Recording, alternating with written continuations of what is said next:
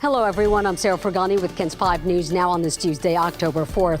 An innocent woman is killed and another is wounded in a drive-by shooting. Sheriff Salazar says 2 teens are responsible for this. Bureau County sheriffs say a car drove by a home on Bald Mountain Drive around 12:30 last night and fired several shots toward that house. They say more than 100 rounds were fired. 2 women inside that home were hit by gunfire. One was pronounced dead at the scene. Deputies then chased down the suspected vehicle involved and arrested 2 teens in a stolen vehicle. Deputies say the woman who was killed lived in that home while the other person wounded was an Airbnb tenant. Also a devastating discovery for a mom who found her daughter and another man shot inside an apartment on the southwest side. All of this happened yesterday on Yarrow Boulevard near Southwest Military and South Zarzamora. Police say the woman and a man, believed to be in their 20s, were found inside the bedroom, each with a bullet wound, and they were taken to the hospital. Right now, their conditions are unknown. Investigators say there was no evidence of forced entry. The gun used in that incident was recovered. New details on the operative accused of luring migrants in San Antonio onto a plane headed for Martha's Vineyard. CNN and the New York Times have now identified her as a San Antonio native named Perla Huerta, now living in Tampa, Florida. She's not accused of any crimes. Sheriff Javier Salazar would not say whether BCSO is looking for or talking to that woman. And we also learned Huerta handled the Army's sensitive information for nearly 20 years, but left the military just weeks before the migrants' flight. Documents show she put her Florida home on the market around that time, too. That would seem to comport with the sort of general theme that we're understanding from our clients, that this was a covert operation, that they weren't given very much information, that it was all kept sort of hush-hush. An attorney representing some of the Venezuelans plans to name Perla in this lawsuit once it's confirmed she is the one involved. And we've tried to get in touch with Perla, but have had no success. 2 San Antonio sisters who disappeared in 2020 will be featured on a national missing persons show. 10-year-old Bella and 9-year-old Sophia Kathy were last seen August 13th, 2020. Police believe both girls could be in the company of their non-custodial mother. Tomorrow night, their story will be featured on In Pursuit with John Walsh on Investigation Discovery.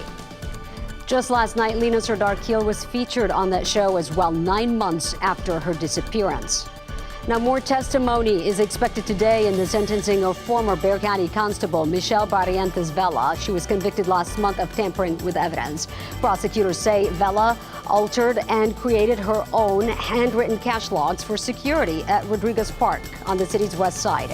And on Monday, another deputy took the stand. He was asked about orders he executed under Barrientos Vela's leadership. The former constable could be sentenced later this week. Police now looking for a woman who threatened a manager at an Academy store and made off with a bunch of merchandise. Police told us it happened August 19th at the Academy on Loop 410. Police say that woman grabbed a bunch of stuff and then headed for the door when a manager tried to stop her. She pulled a stun gun. She was seen leaving in this tan-colored older model SUV. Right now, Crime Stoppers is offering up to $5,000 if your tips lead to an arrest. A former Secret Service agent is now the new school safety chief for Texas schools. John P. Scott was hired to ensure school districts are putting new safety policies into action. Governor Abbott created that position after the shooting at Robb Elementary. Also, Brittany Greiner's lawyers are preparing to appeal her case. It was just announced the basketball star will go before a judge October 25th to fight her 9-year prison sentence. The Texas native has been imprisoned in Russia since February and was convicted of drug possession just a couple of months ago. The Biden administration says it's now working on a potential prisoner exchange to bring Greiner and Marine veteran Paul Whelan home. More than 100 dogs and cats arrived at the San Antonio Humane Society and will soon be available to adopt. Shelter staff traveled to the Texas-Louisiana border to bring the pets here.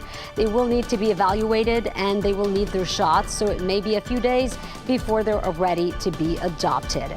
And you can also help by donating money or supplies to the Humane Society. These are all pets impacted by Hurricane Ian. We do want to check in with meteorologist Jeremy Baker for today's forecast.